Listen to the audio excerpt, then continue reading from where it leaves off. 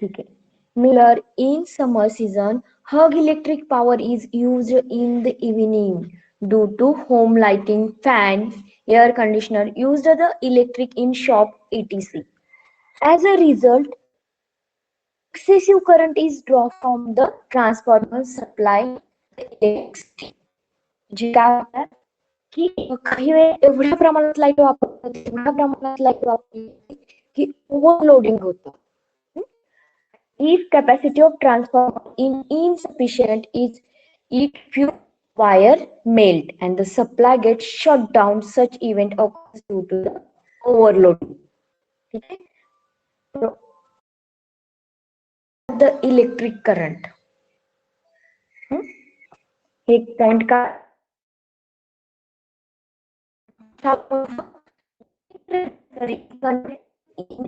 Madam तुमचा आवाज नीट येत नाही, अडखळतो.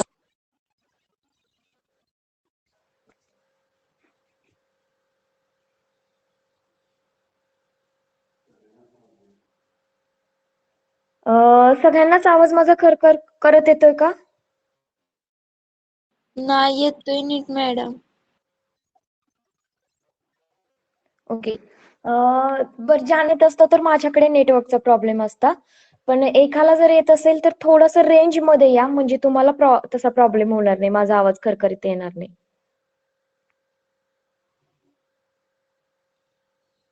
ओके, बाकी सगळ्यांना येतोय का माझा आवाज क्लिअर? हो मॅडम. ओके.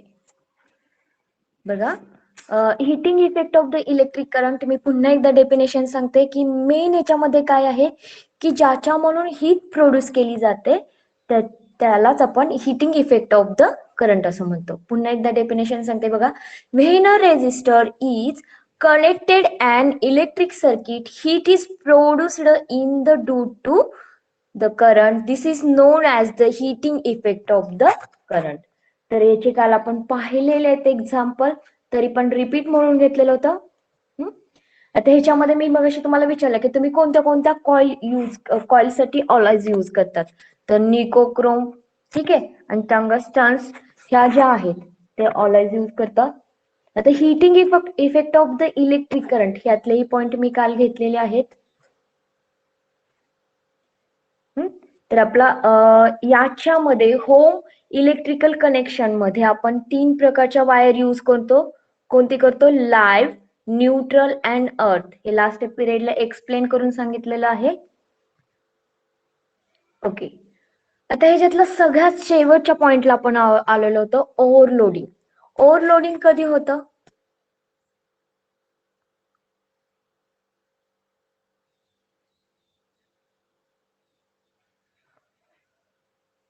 ओके, फास्ट बोलायचं. ओव्हरलोडिंग कधी होतं?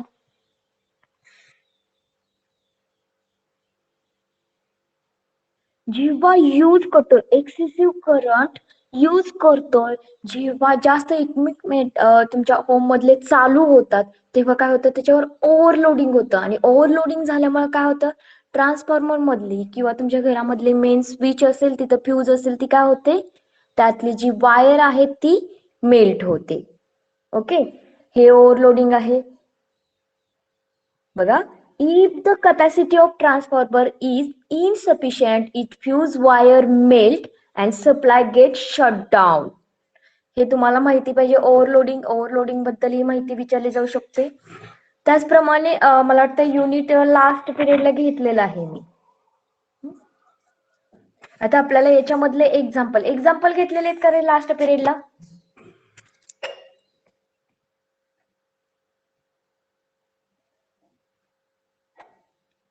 हे सर नो बोलायचंय फास्ट. एक्झाम्पल घेतलेली आहेत का आपण याच्यातले? या लास्ट पॉइंट पर्यंत आपलं शिकवून झालेलं होतं, पण मी एक्झाम्पल घेतलेत का तुमची? नाही घेतले. ओके. बोलायचे आधीच मला काय करावं लागतंय, स्क्रीन शेअरिंग बंद करून तुमच्याकडे यावं लागतंय. ठीक आहे, आपण एक्झाम्पल घेऊया. सगळ्यांनी नोटबुक आणि बुक पण घ्यायचंय. एक्झाम्पल लिहून घ्या फास्ट मध्ये.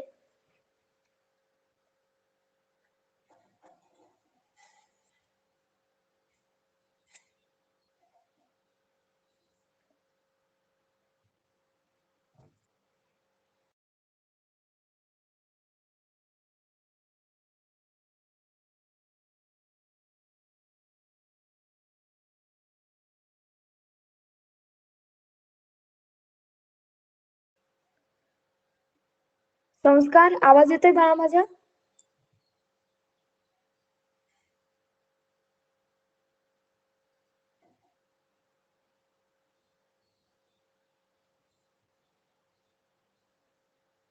संस्कार, मॅडम. आवाज येतोय?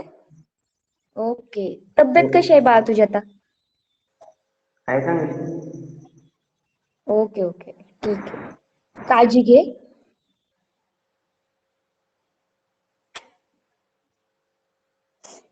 ठीक आहे, मी स्क्रीन शेअरिंग करते म्हणजे तुम्हाला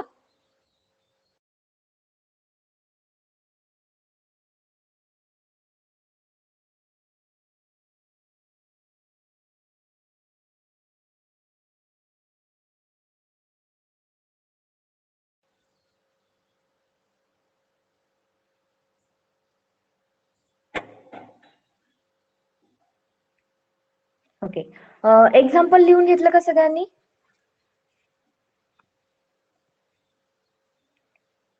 माझा आवाज येतोय सगळ्यांना? हो. ओके. फास्ट मध्ये एक्झाम्पल लिहून घ्यायचे. तोपर्यंत मी रीड करते एक्झाम्पल आणि त्याच्यामधल्या ज्या कॉन्सेप्ट आहेत त्या तुम्हाला समजून सांगते की आपल्याला एक्झाम्पल मध्ये फर्स्ट काय लक्षात ठेवायचं आहे. A 6 meter long wire made from the an alloy nichrome is shaped into the a coil and given for the producing sheet. It has the resistance of the 24 ohms. Can we get more heat if the wire is cut into the half of the original length and saved into the coil? For getting energy, two ends of the wire are connected to a source with a potential difference of the 220 volt. बघा, आता ह्या diagram मध्ये first आपल्याला understand काय करायचं आहे?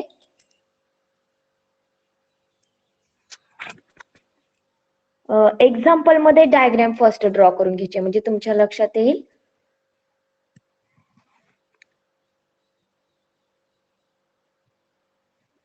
ठीक आहे. बघा, आता हीट प्रोड्यूस करण्यासाठी किती त्यांनी वायर सांगितलेले? 6 मीटर सांगितलेले. ठीक आहे, मग आपण ते कॉइल टाइप वायर आहे, हीट प्रोड्यूस करणारी जी कॉइल टाइप वायर आहे त्याची किती लेंथ सांगितलेली आहे? 6 मीटर. लक्षात घ्या. आणि जो करंट म्हणजे ओहम आहे 24 ओहम आहे बघा. ओके, स्क्रीन दिसते ना सगळ्यांना? हो. ओहम आहे. नेक्स्ट बघा, त्याला प्लग की पण दाखवूया. सर्किट डायग्राम म्हटलं की प्लग की पण येते, लक्षात घ्या.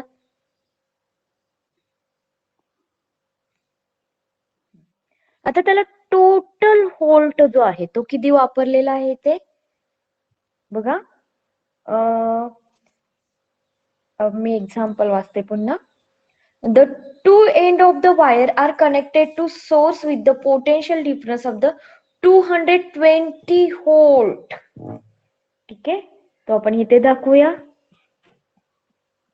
इलेक्ट्रिक करंट सप्लाय होतो तेव्हा पॉझिटिव्ह आणि निगेटिव्ह चार्ज दोन्ही पण दाखवायचे. मग हे जे आहे ते किती दाखवलेलं आहे?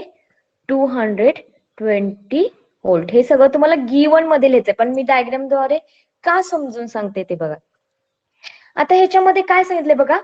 नेक्स्ट ही झालं पूर्ण ह्याची, म्हणजे ही जी कॉइल आहे ती पूर्ण आहे. लेंथ जी दिलेली आहे की नाही 6 मीटर आहे. आता नेक्स्ट आपल्याला काय करायचंय बघा. If a resistance of 24 ohm, can we get more heat if the wire is cut into the half of the original length? आता ह्याची ओरिजिनल लेंथ किती सांगितलेली आहे रे? 6 मीटर सांगितलेली आहे, पण त्याच्यामध्ये त्यांनी काय करायला सांगितलंय? हाफ करायला सांगितलेले. मग आता ह्याची 6 ची हाफ केली तर किती येईल रे? 3 येईल. हा, मग आता इथे 3 मीटर आले म्हणजे इथे 24 ओम रेझिस्टन्स वापरलेला आहे. मग ह्या 24 चा हाफ केल्यानंतर किती येईल इथे?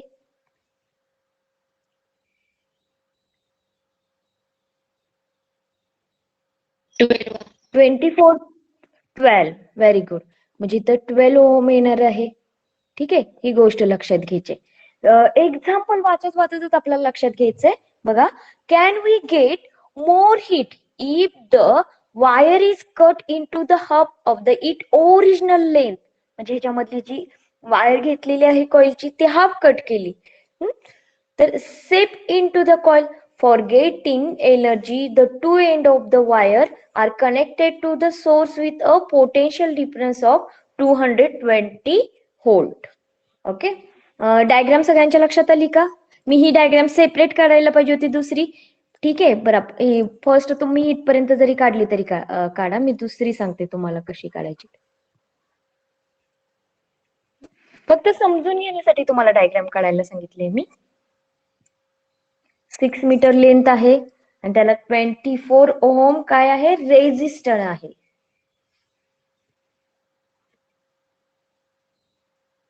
ठीक आहे, ड्रॉ केली का? मी इरेज करू का ही डायग्राम? थांबा मॅडम. ओके.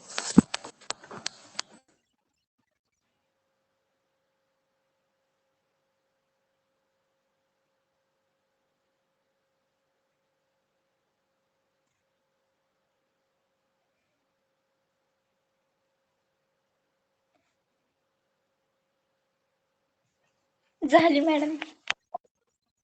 ओके ओके, बघा आता ही मी फर्स्ट सांगितलेली आहे. आता सेकंड मध्ये काय करायचंय आपल्याला? हाफ सांगितले ना वायर, मग हाफ केल्यानंतर इथं जो कॉइल जी आहे ती किती होणार आहे? 3 मीटर होणार आहे आणि त्याचा जो 24 ओम्स सांगितलेला आहे तिथे 12 काय होणार आहे, ओम्स रेजिस्टन्स येणार आहे हाफ केल्यानंतर. ठीक आहे, पुन्हा आहे असंच इथे प्लग की ड्रॉ करायची आहे. नेक्स्ट याच्यामध्ये जो पोटेन्शियल डिफरन्स ऑफ 220 व्होल्ट दिलेला आहे तो आपण तेवढाच राहणार आहे, लक्षात घ्या. आणि निगेटिव्ह आणि पॉझिटिव्ह साइन असतो जेव्हा इलेक्ट्रिक करंट जिथून सप्लाय होतं तिथून. मग हे टोटल 220 व्होल्ट. बघा हे कशाचं दिलेलं आहे, जेव्हा हाफ वायर करू तेव्हाच हे एक्झाम्पल आहे. तशीच डायग्राम आहे, फक्त तुम्हाला समजण्यासाठी म्हणून ड्रॉ करा. ठीक आहे, आता आपण एक्झाम्पल सॉल्व्ह करायला घेऊया म्हणजे तुमच्या लक्षात येईल.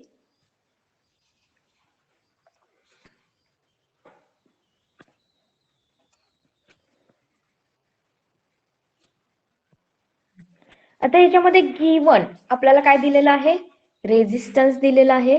गिवन मध्ये फर्स्ट आपण लिहून घेऊया. जे जे एक्झाम्पल मध्ये दिलेलं आहे ते लिहून घ्यायचं, कारण त्यालाही मार्क आहेत. मोस्ट इम्पॉर्टंट एक्झाम्पल सोडवत असताना फर्स्ट आपल्याला गिवन घ्यायचं आहे. गिवन मध्ये आपल्याला R is equal to resistance किती दिलेलं आहे, 24 ओम दिलेला आहे. ठीक आहे, आणि पोटेन्शियल डिफरन्स म्हणजे V is equal to 220 volt. ठीक आहे, आता आपल्याला फर्स्ट जी कॉइल घेतलेली ते होल म्हणजे पूर्ण कॉइल.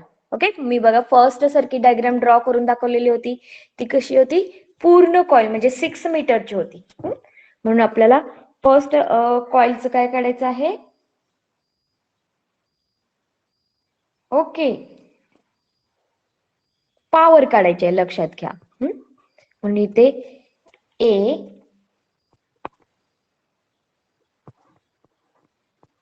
माझा आवाज येतोय ना सगळ्यांना?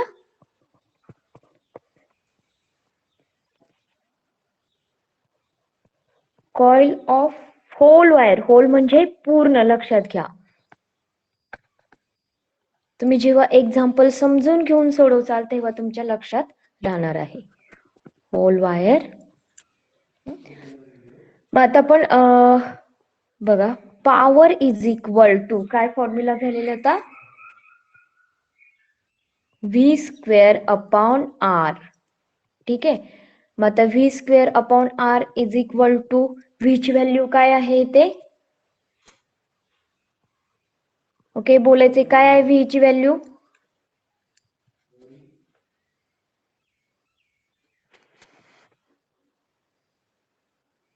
ओके माझा आवाज येतोय ना सगळ्यांना?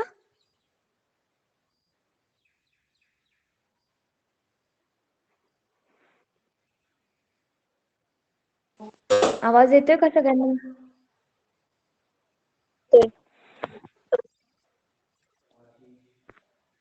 ओके.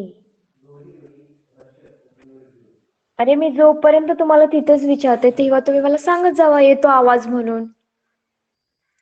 सगळ्यांना येतोय का माझा आवाज मी एक्झाम्पल सांगत असताना? हो. ओके.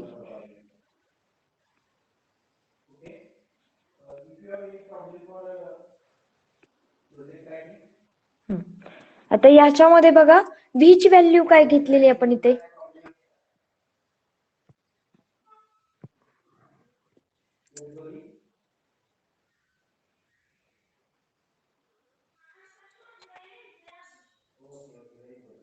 ओके बोलायचंय व्ही ची व्हॅल्यू आपण काय घेतलेली आहे ते?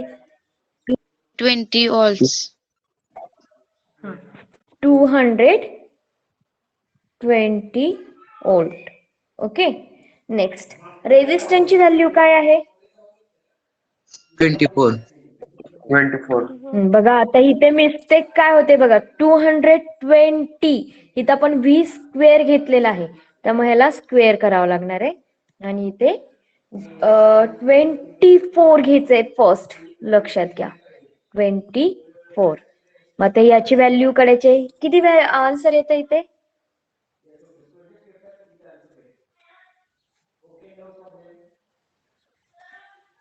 टू 201. आता इथे पूर्ण दिसत नाहीये एक मिनिट मी अलीकडे घेते.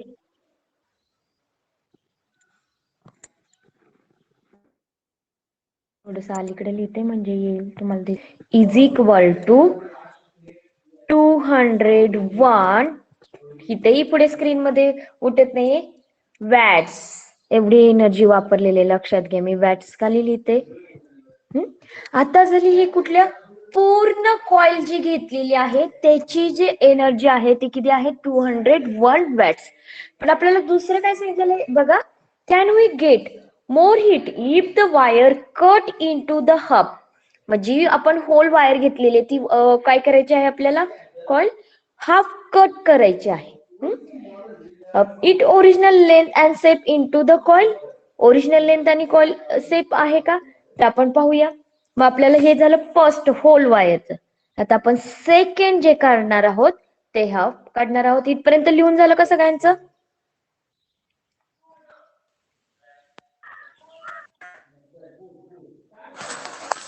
हे सर नो म्हणजे मला इरेज करायला. Yes. ओके ठीक आहे. बघा आता आपण इथे हाफ वायर घेतल्यानंतर आपला आर किती येणार आहे रे?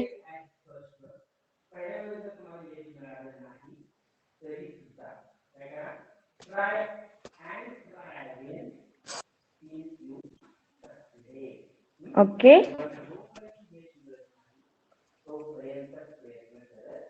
किती येणार आहे आर आपला इथे? हाफ सांगितलंय ना त्यामुळे डायग्राम ड्रॉ केली असेल तर तुमच्या लक्षात राहील. 12 येईल. 12. हा ओके. आणि त्याच्यानंतर जी वायर आहे ती हाफ कट करून घेतलेली आहे म्हणजे पहिली होल वायर किती आहे 6 मीटर आहे. तर इथे जी वायर आहे ते 3 मीटर येणार आहे. मग मी इथे इरेज करते हे.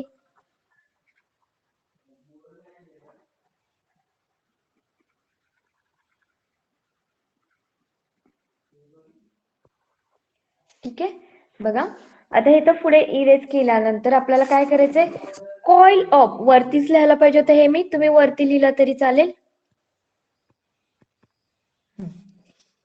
आपण हे कशाचं काढतोय coil of half length wire. आपण कट केलेली आहे हाफ वायर बरोबर.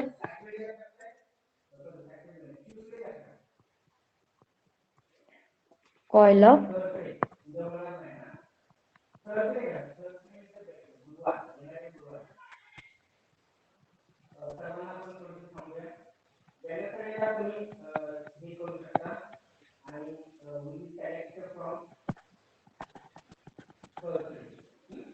Half length wire. ठीक आहे पुन्हा आपण तोच फॉर्म्युला वापरणार आहोत. बघा कोणता फॉर्म्युला वापरणार आहे energy is equal to P is equal to V square R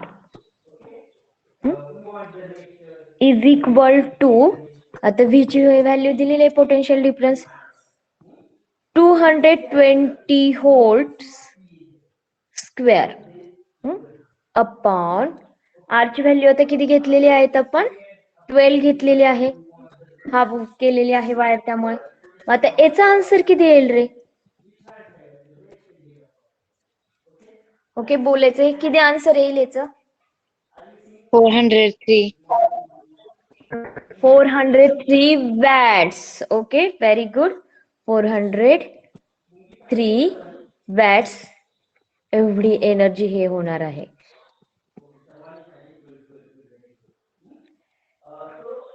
ठीक आहे, मग आता इथं बघा पुन्हा question, can we get more heat if the wire is cut into half of it original length and shape into the coil? मग इथं काय होते बघा, पहिल्या ह्याच्यामध्ये P इज इक्वल टू किती आन्सर आलेले 201 वॅट एनर्जी मिळते. सेकंड मध्ये जर पाहिली, जेव्हा हाफ कट करतोय वायर तेव्हा किती एनर्जी मिळते 403.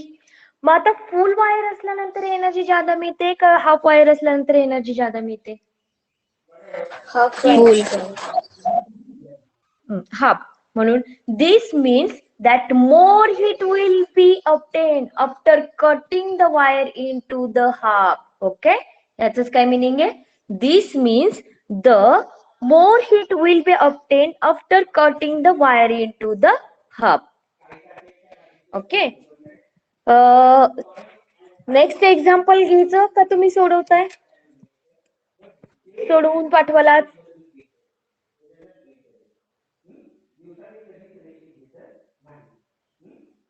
सोडून पाठवतो. ओके ओके, ठीक आहे. तर तुम्ही हे चारही एक्झाम्पल आहेत ते सोडवायचे आहेत आणि सोडवून पाठवा.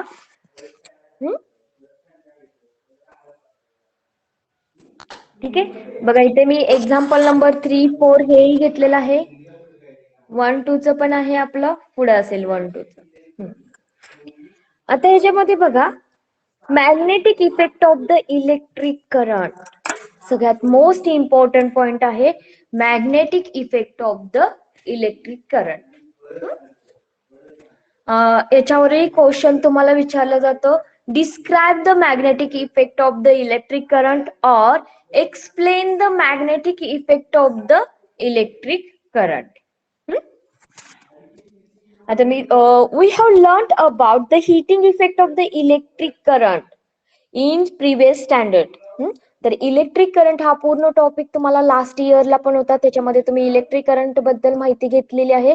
पण आपण या वर्षी जे लर्न करणार आहोत ते काय लर्न करणार आहोत?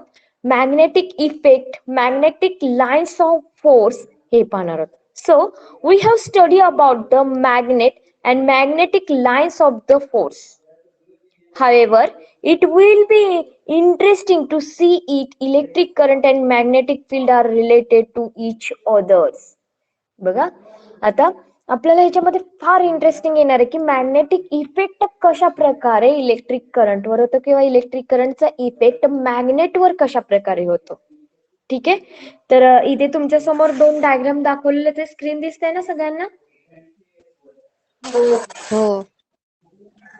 ओके, आता फर्स्ट आपण काय करूया, तुमच्या बुक प्रमाणे 2 डायग्राम मोस्ट इम्पॉर्टंट आहेत. ह्या डायग्राम तुमच्या समोरच दिलेले आहेत. तर या डायग्राम मध्ये जर तुम्ही पाहिलं तर तुम्हाला इथे दिसेल की मॅग्नेटिक नीडल जी आहे, मी जरा ही मोठी करते म्हणजे तुम्हाला इथे दिसेल. तर आज तुम्हाला होमवर्क साठी हे जे मॅग्नेटिक इफेक्ट ऑफ करंट, ह्या दोन्हीही डायग्राम ड्रॉ करायचे आहेत, लक्षात घ्या.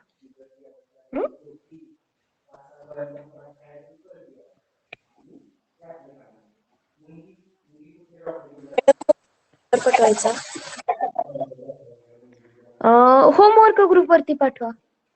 पण प्रॅक्टिस साठी तुम्ही काय करा, ह्या डायग्राम ड्रॉ करा, कारण मॅग्नेटिक इफेक्ट साठी मोस्ट इम्पॉर्टंट आहेत ह्या.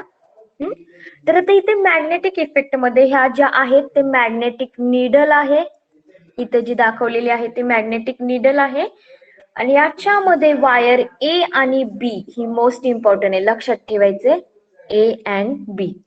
आता मॅग्नेटिक निडल जे आहे ती इथे तुम्हाला ओरिजिनल पॉइंट दाखवलेली आहे बघा. हम्म? हम्म?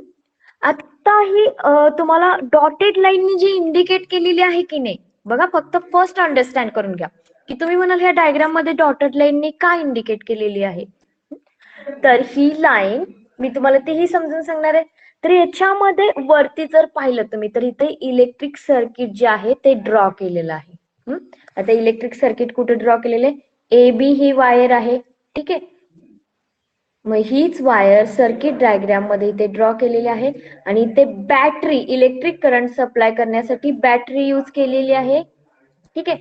ही जी बॅटरी आहे त्याला प्लग की इथे इंडिकेट केलेली आहे.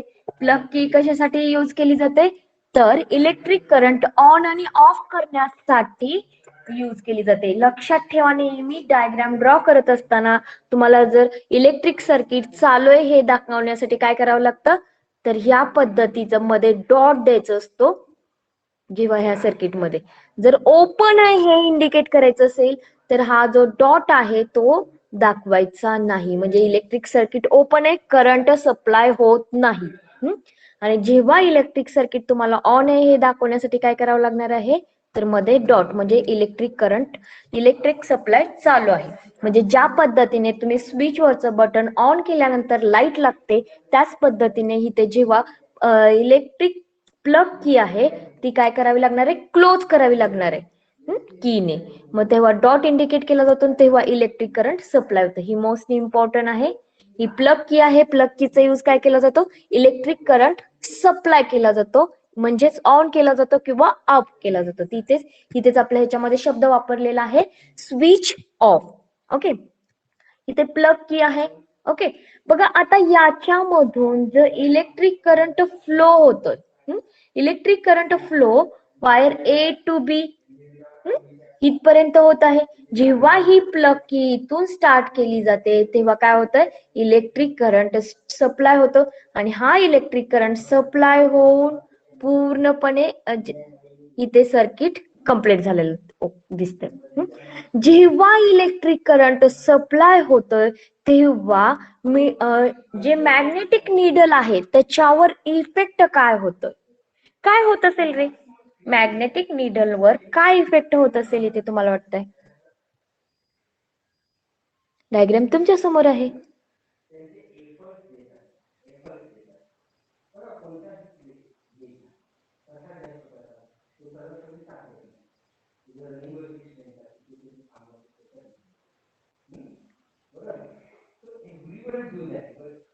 ओके, फास्ट बोलायचंय.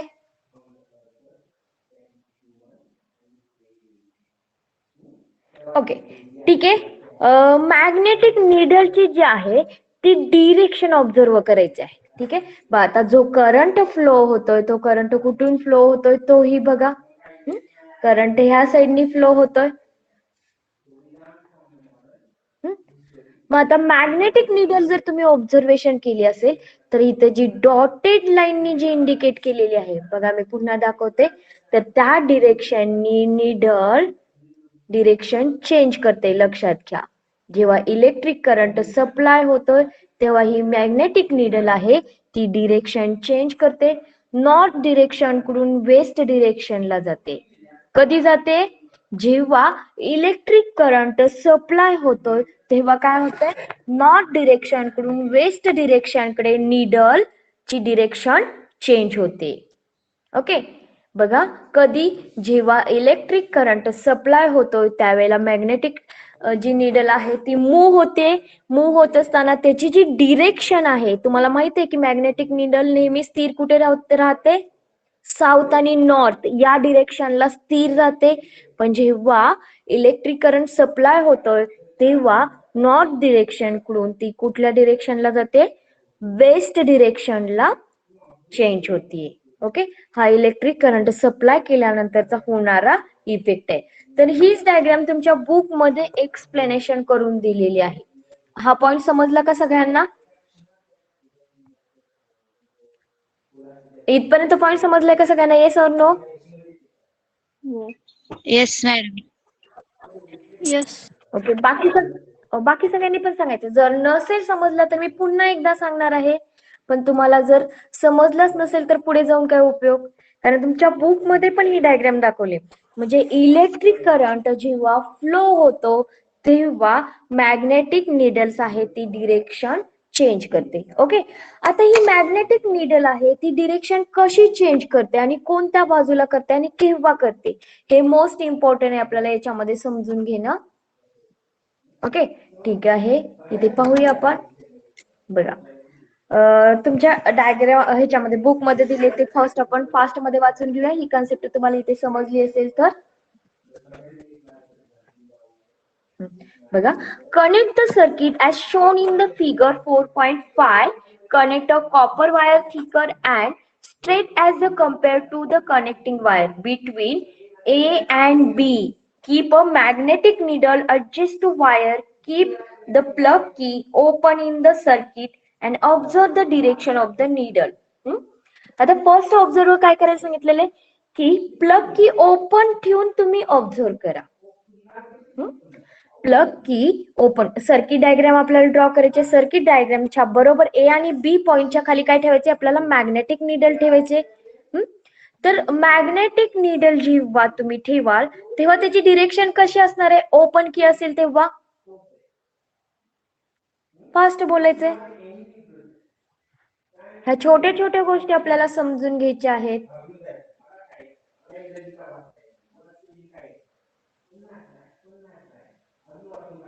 बघा, मी पुन्हा एकदा तुम्हाला इथे दाखवते. त्यांनी काय सांगितलंय, ऑब्झर्व करा.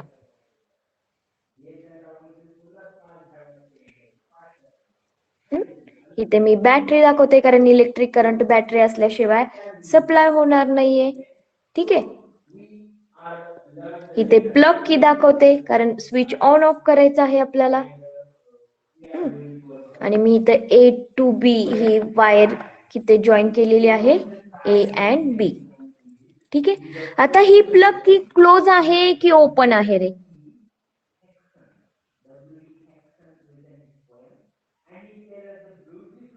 मी आता सांगितलं होतं. ही प्लग की मी इथे दाखवलेले क्लोज आहे की ओपन आहे.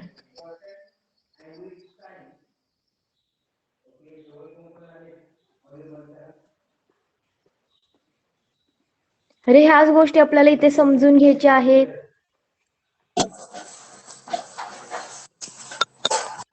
बोलायचे फास्ट.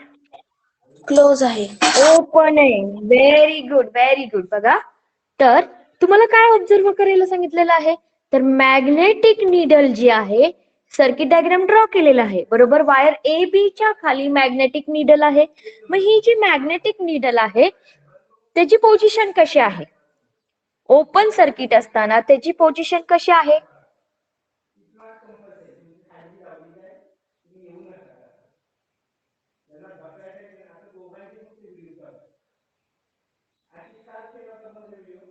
बघा. क्लोज, ओपन आहे म्हणजे बंद आहे, इलेक्ट्रिक करंट फ्लो होत नाही. लक्षात घ्या, मी पुन्हा एकदा तुम्हाला तेच पॉइंट समजून सांगते की इथं ओपन सर्किट आहे म्हटलं याच्यामधून इलेक्ट्रिक करंट फ्लो होत नाही. ओके, बघा, आता तुम्हाला तुमची लाईट आहे तुम्ही बंद केली तर इलेक्ट्रिक करंट चालू नव्हतो का रे तिथे, हे सर नो.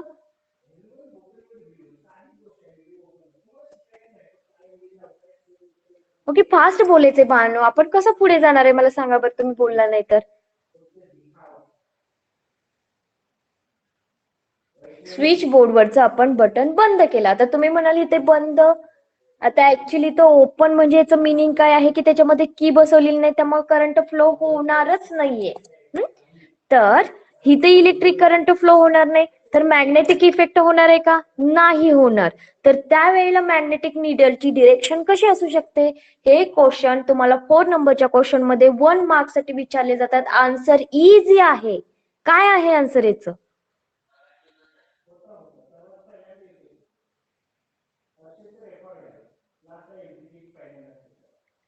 अरे आवाज येतोय का माझा सगळ्यांना?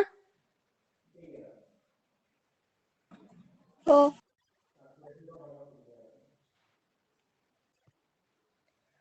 बोलायचंय भानो, तुम्हाला लक्षात आलं नसेल तर मी सांगते ना पुन्हा, पण तुम्ही काहीच बोलला नाही तर मी कसं काय सांगणार सांगा बघ.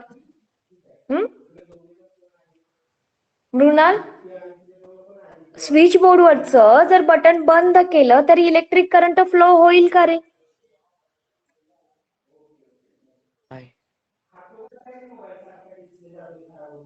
हम्म? नाही होणार. मग त्याच पद्धतीने जेव्हा बघा त्याच पद्धतीने काय होणार आहे, जर प्लग की ओपन असेल तर इलेक्ट्रिक करंट फ्लो होणार नाही.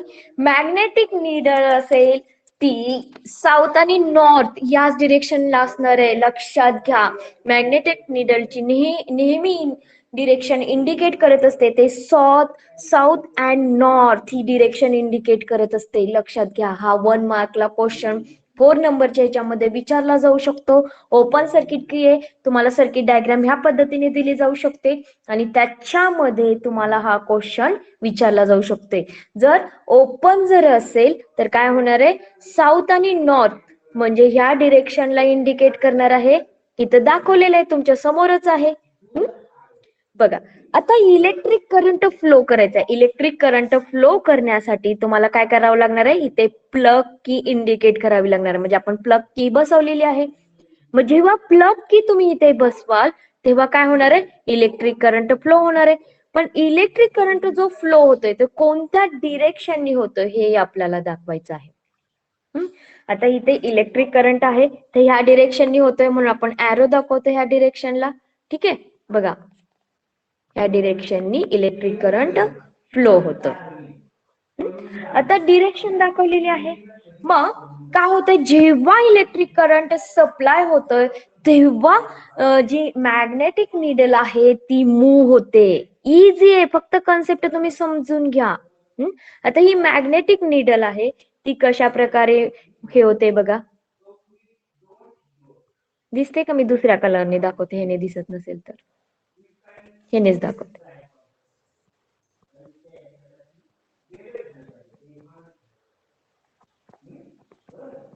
ठीक आहे, या पद्धतीने मॅग्नेटिक नीडल फ्लो मूव्ह होतीये. मग ही जी ही आहे बघा डिरेक्शन आहे, ती डिरेक्शन कोणती आहे तर वेस्ट डिरेक्शनला काय होते, मूव्ह होते. लक्षात घ्या, कधी होते वेस्ट डिरेक्शनला, जेव्हा इलेक्ट्रिक करंट सप्लाय होतोय, प्लग की जी आहे ती क्लोज केली जाते तेव्हा मॅग्नेटिक नीडल्स आहे ती मूव्ह होते. ह्याच्यामधून आपल्याला हेच लक्षात घ्यायचंय. आता बघा सेकंड डायग्राम जी दिलेली आहे मॅग्नेटिक नीडल ती अंडरस्टँड करून घेऊया. आता त्याच्यामध्ये काय आहे ते मी तुम्हाला सांगते. बघा ही फर्स्ट डायग्राम सगळ्यांच्या लक्षात आली का? हो, सगळ्यांनी सांगायचे. नसेल आली तर मी पुन्हा एकदा सांगते, पुन्हा आपण रिव्हर्स येणार नाहीये.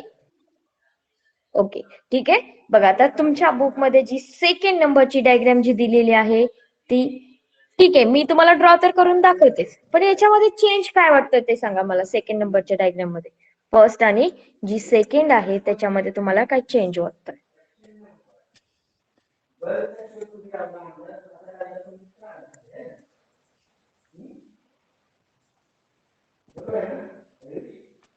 चेंज काय आहे फक्त सांगा. ओके, फास्ट मध्ये म्हणजे तुम्हाला लगेच लक्षात येईल. मॅडम, मी ब्ल्यू कलर, हा बोला.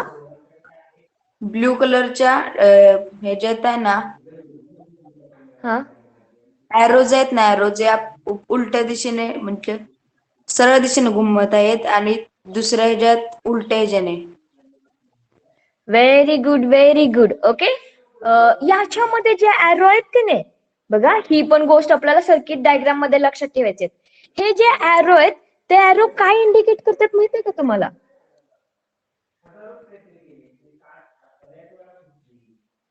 व्हेरी गुड, मोस्ट इम्पॉर्टंट हा पॉइंट आहे. लक्षात घ्या, याच्यावरच सगळं डिपेंड्स आहे. मी इथे ऍरो दाखवते, हा ऍरो ह्या डिरेक्शननी आहे. फर्स्ट पॉइंट हा आहे. पण हे ऍरो काय इंडिकेट करतात माहितीये तुम्हाला? करंट फ्लो व्हेरी कसा गुड, होतोय? Very good, very good. तर करंट कोणत्या डिरेक्शननी फ्लो होतोय बघा. पहिल्या डायग्राम मध्ये कुठल्या साईडने करंट फ्लो झालेला आहे? तर लेफ्ट साईडला करंट फ्लो झालेला आहे बघा. तसाच डाऊन साईडला आलाय, पुन्हा राईट साईडला टर्न झालाय ए टू बी. आपण ए टू बी ह्या पॉइंट कडे पाहूया. ए टू बी पॉइंट मध्ये जर पाहिलं तर पहिल्या डायग्राम मध्ये करंट फ्लो होतोय तो राईट साईडला होतोय, लक्षात घ्या, राईट साईडला. आणि सेकंड डायग्राम मध्ये जर करंट फ्लो पाहिला तर बी पॉइंट पासून ए पॉइंट कडे करंट फ्लो होतोय आणि पहिल्या डायग्राम मध्ये ए पॉइंट पासून बी पॉइंट कडे करंट फ्लो होतोय. म्हणजे करंट फ्लो होण्याची डिरेक्शन चेंज झालेली आहे सेकंड डायग्राम मध्ये. ओके, आणि अजून काही चेंजेस झालेले आहेत रे?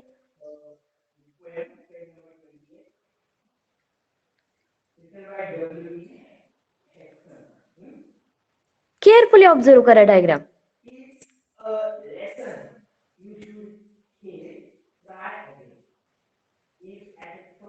मॅडम, ती मॅग्नेटिक निडल हा, आहे बोला. ना, त्यात एक चेंज झालं. हा, मॅग्नेटिक good, निडल very मध्ये good. चेंज झालं. Very good. बघा आता मॅग्नेटिक निडल जी मूव्ह होत होती, बघा आता जी मॅग्नेटिक निडल जी चेंज होती ती मी पूर्ण क्लिअर करते डायग्राम म्हणजे तुमच्या लक्षात येईल. आता पहिल्या डायग्राम मध्ये मॅग्नेटिक निडल जी चेंज झालेली आहे ती नॉर्थ डिरेक्शन कडून वेस्ट डिरेक्शन कडे मूव्ह झालेली आहे.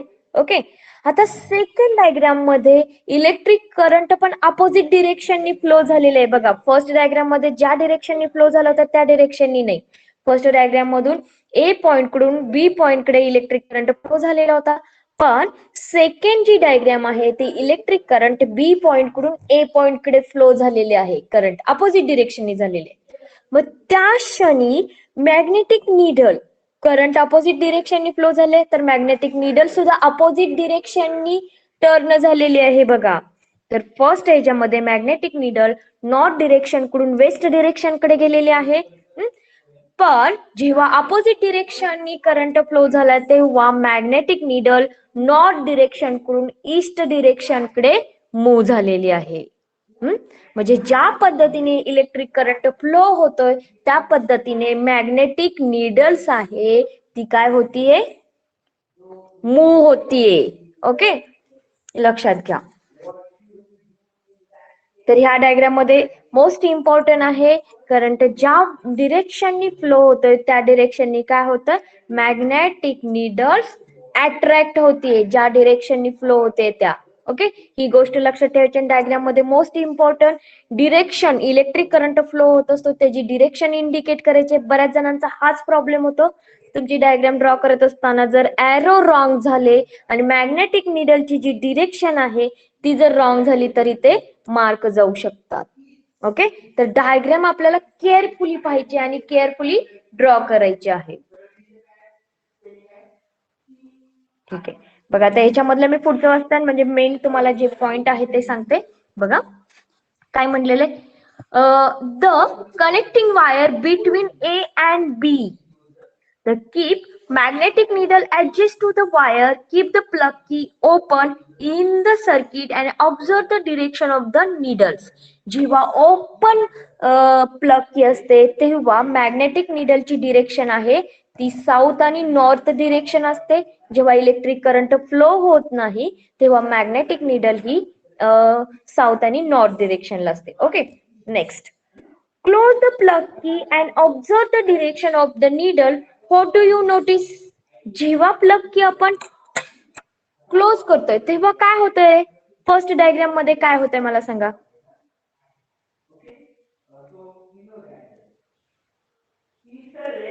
प्लग की आपण क्लोज केलेली आहे, मग काय होईल?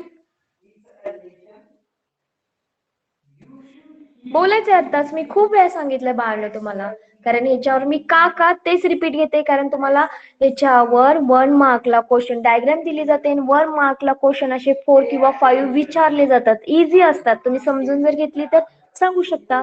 तर मॅग्नेटिक निडल आहे ती मूव्ह होते नॉर्थ डिरेक्शन कडून वेस्ट डिरेक्शनला फर्स्ट डायग्राम प्रमाणे. बघा जेव्हा सर्किट डायग्राम तुम्ही क्लोज करताय म्हणजे ऑन करताय तेव्हा मॅग्नेटिक निडल ही नॉर्थ डिरेक्शन कडून वेस्ट डिरेक्शन कडे मूव्ह करते. ओके, माझा आवाज येतोय का रे क्लिअर सगळ्यांना? हो येतोय. ओके, आता नेक्स्ट बघा, आता close the plug key, observe the direction of the needle. तर नीडलची डिरेक्शन काय होते, नॉर्थ डिरेक्शन कडून वेस्ट डिरेक्शन कडे मूव्ह होते. What do you notice now, interchange the connecting the wire, connect to the cell and observe. आता काय करायला सांगितलंय की पुन्हा चेंज करा वायर. वायर चेंज केल्यामुळे काय होणार आहे, इलेक्ट्रिक करंट आहे तो ऑपोजिट डिरेक्शननी फ्लो करणार आहे. म्हणजे आपल्याला डायग्राम नंबर सेकंड ऑब्झर्व करायचंय. मग आपण इलेक्ट्रिक सर्किट पुन्हा क्लोज केलं तर सेकंड डायग्राम मध्ये तुम्हाला काय ऑब्झर्व करायला मिळतंय रे? ओके, काय ऑब्झर्व करायला मिळतंय?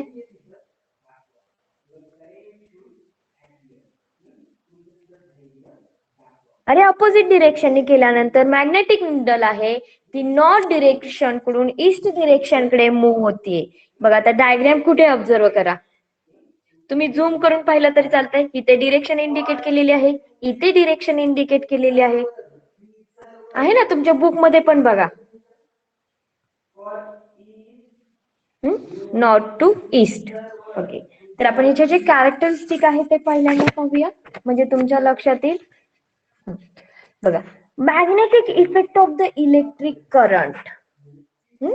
First, magnetic effect of the electric current. A magnetic field produced around the straight current carry conductor.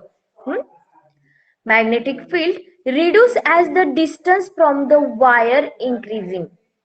आता याच्यामध्ये बघा, ज्या साईडला इलेक्ट्रिक करंट फ्लो होतोय त्या साईडला ही मॅग्नेटिक जी निडल आहे अट्रॅक्ट होते. म्हणजे त्याच्यामधलं जे डिस्टन्स आहे ते डिस्टन्स कमी करते. ते काय होतं, अट्रॅक्ट होऊन इलेक्ट्रिक करंट कडे डिस्टन्स जे आहे मधलं ते कमी करते.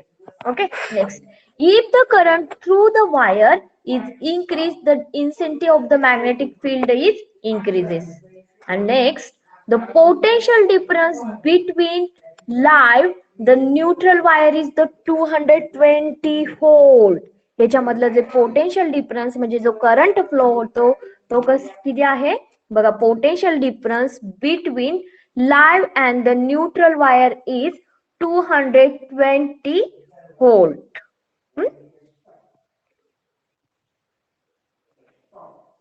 ओके, आता आपल्याला नेक्स्ट पॉइंट पाहायचा आहे तो राईट हँड थंब रूल्स. पण याच्या आधी एक तुम्हाला डायग्राम दिलेली आहे तीही महत्वाची आहे बघा. त्याच्या आधीचेच आपण घेऊया, नंतर जाऊया पुढे कारण आपण फारच पुढे जातोय फास्ट मध्ये.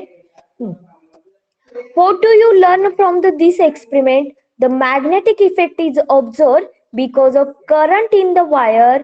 This is means electric and magnetic are the closely related.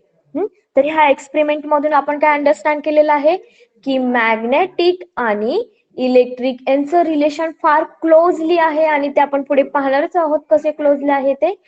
On the contrary, if the magnet is moved and kept the moving, will be observed any electric effect. It is not existing.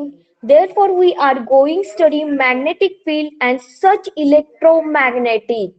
आता याच्यावरून आपण understand करू शकतो की magnet आणि electric current यांचा फार जवळचा संबंध आहे.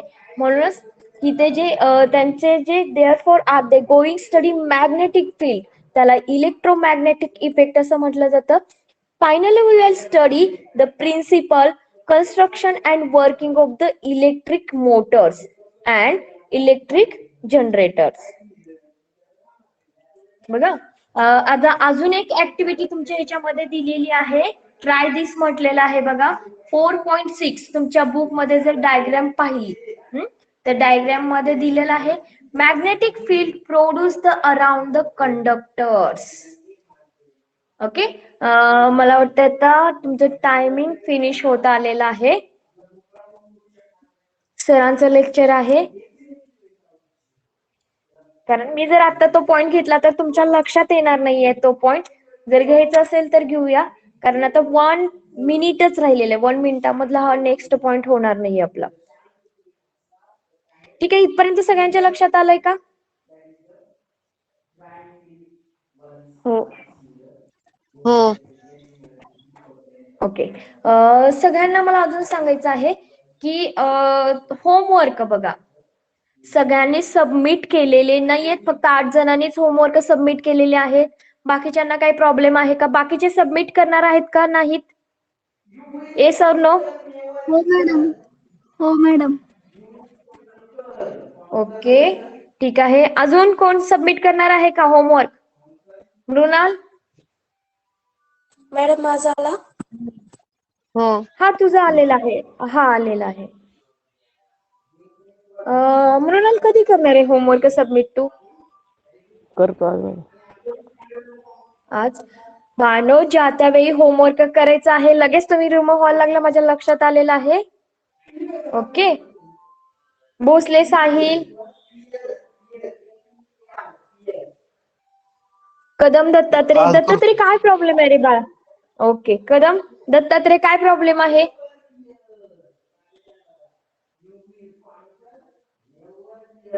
सृष्टी नाव चेंज करायचंय.